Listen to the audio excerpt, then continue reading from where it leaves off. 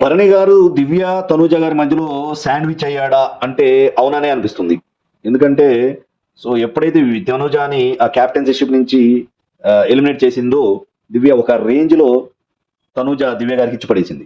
మీకేదైనా personal reasons తోనే ఇక్కడ నన్ను ఎలిమినేట్ చేస్తున్నావు.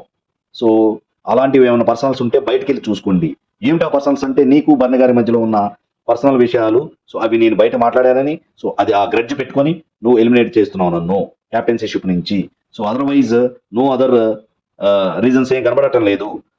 ఇక్కడ ముగ్గురు ఉన్నారు, రీతు, నేను, ఎమాన్యుల్. ముగ్గురు ఉన్నప్పుడు నువ్వు రీతుని తీసేయాలి, కానీ నన్ను తీసేస్తున్నావు అంటే డెఫినెట్ గా నువ్వు పాత విషయాల్ని, ఆ పర్సనల్ విషయాల్ని మైండ్ లో పెట్టుకుని ఇది చేశావు అనగానే పాపం భరణి గారు వీళ్ళిద్దరి మధ్యలో ఇరుక్కుపోయాడు.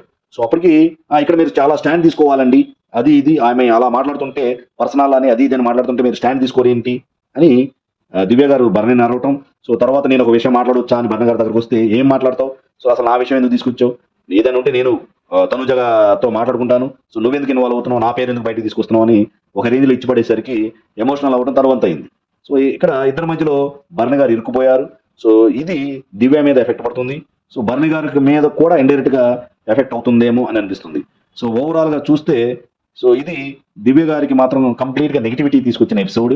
ఇది నెక్స్ట్ వీక్ కానీ పై వీక్ కానీ దీని యొక్క ప్రభావం దివ్య మీద బలంగా పడబోతుంది అని నాకు అనిపిస్తుంది.